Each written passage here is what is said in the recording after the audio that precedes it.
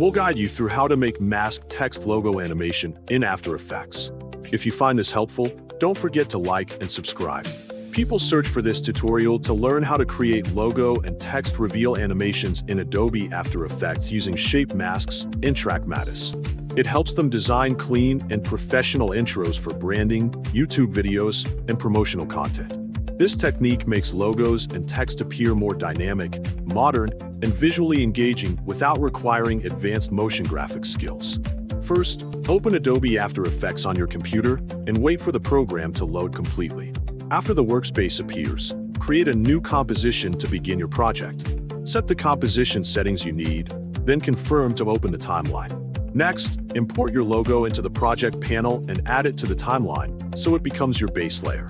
After that, create a text layer above the logo and type your text using the text tool.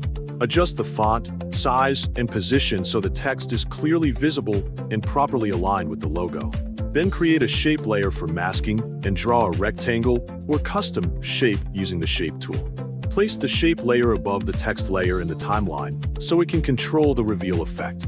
After that, set the text layer to alpha matte using the shape layer in the track matte column so the text appears only inside the mask. Next, select the shape layer and press P on the keyboard to open the position property. Enable keyframes by clicking the stopwatch so the shape movement can be animated. Move the playhead forward and animate the shape by changing its position so it moves across the text and logo over time. This creates a dynamic reveal effect as the mask travels across the screen. After that, add glow or blur effects to the text or shape layer to enhance the visual style and make the animation more cinematic.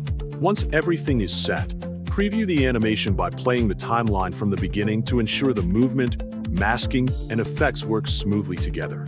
Adjust keyframes or effect settings if needed to improve timing and flow. Finally, add the composition to the render queue and click Render to export the final video.